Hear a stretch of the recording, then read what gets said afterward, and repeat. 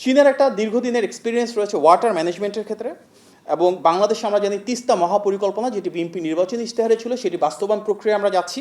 এখানকার planning, feasibility study এবং technical যে কোনো সাপোর্টে তিস্তা মহাপরিকল্পনা সহ পানি ব্যবস্থাপনায় চীন গুরুত্বপূর্ণ ভূমিকা রাখতে চায়, এবং বাংলাদেশ থেকেও আমরা স্বাভাবিকভাবেই যদি সেখানে আমাদের কস্টিংয়ের অ্যাডভান্টেজ থাকে, যদি আমরা টেকনিক্যাল সাপোর্টটা প্রপারলি পাই, এবং যেহেতু আমাদের এখানে স্বাভাবিকভাবেই বিএনপি নির্বাচনী ইশতেহার বাস্তবায়নের জন্য প্রণীত উদ্যোগগুলোর সাথে চীনের দীর্ঘদিনের যে এক্সপার্টিস রয়েছে, এক্সপিরিয়েন্স রয়েছে, সেটা অ্যালাইন করছে।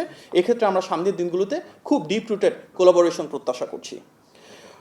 আজকে কানেক্টিভিটি নিয়ে ডিটেলে কথা হয়েছে প্রেসিডেন্ট শি জিনপিংয়ের সাথে মাননীয় প্রধানমন্ত্রী জনাব তারেক রহমানের, এবং সেখানে প্রস্তাবনা এসছে যে কীভাবে বাংলাদেশ থেকে মায়ানমার এবং চীন হয়ে একটি ইকোনমিক করিডর তৈরি করা যায়, যে ইকোনমিক করিডরের মূল উদ্দেশ্য হবে বাংলাদেশের অর্থনীতিকে আরও ব্যাপ্তি বাড়ানো, ইকোনমিক ট্রানজ্যাকশন বাড়ানো এবং মাল্টিমোডাল ট্রান্সপোর্টেশনটাকে আরও এনহ্যান্স করা। চিটাগাং পোর্টকে আরও কীভাবে আধুনিকায়ন করা যায় এবং আমরা একটা রিজিওনাল হাব হিসাবে গড়ে তুলতে পারি, যেখানে শুধু বাংলাদেশের জন্য না, চিটাগাং পোর্ট অন্যান্য দেশের জন্য সার্ভ করবে, সেটা নিয়ে যেমন আমরা কাজ করতে চাই।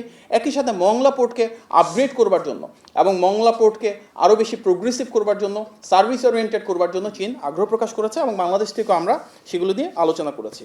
স্বাভাবিকভাবেই বাংলাদেশ এবং চীনের মাঝে বহুপাক্ষিক যে সম্পর্ক, তার অংশ হিসেবে আমরা পিপল টু পিপল টাইজ বাড়াতে চাই। আমাদের মূল উদ্দেশ্য শিক্ষা ব্যবস্থা, যেমন ইতিমধ্যে তৃতীয় ভাষা হিসেবে ম্যান্ডারিনকে প্রায়োরিটাইজ করা হচ্ছে, টেকনিক্যাল এবং ভোকেশনাল এডুকেশনকে প্রায়োরিটাইজ করা হচ্ছে, এবং এই দুই ক্ষেত্রেই চীন তার নিজের অভিজ্ঞতার আলোকে বাংলাদেশকে সহযোগিতা করতে চায়। চীনা ভাষা শিক্ষার ক্ষেত্রে আমাদেরকে শিক্ষক এবং ইনফ্রাস্ট্রাকচারাল সাপোর্ট ওনারা প্রোভাইড করবেন। হেলথ কেয়ারের ক্ষেত্রে কীভাবে আধুনিক চিকিৎসা ব্যবস্থা বাংলাদেশে আমরা প্রয়োগ করতে পারি, বিভিন্ন ধরনের রোবোটিক সার্জারি এবং হাসপাতাল প্রতিষ্ঠা থেকে অন্যান্য বিষয়ে চীন তাদের আগ্রহ প্রকাশ করেছেন, এবং বাংলাদেশ থেকে অনেকেই বিদেশে চিকিৎসা করতে চান। চীন সেখানে ভিসা প্রসেসিং ইজি করবার মাধ্যমে এবং অন্যান্য সহযোগিতার মাধ্যমে বাংলাদেশি যারা বিদেশে চিকিৎসা করতে চান তাদের জন্য দ্বার উন্মোচন করতে ইচ্ছুক।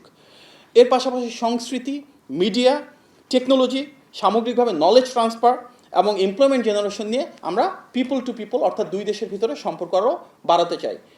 সুতরাং সেখানে ঐতিহ্যের বিষয় রয়েছে, তথ্যের বিষয় রয়েছে, প্রযুক্তির বিষয় রয়েছে।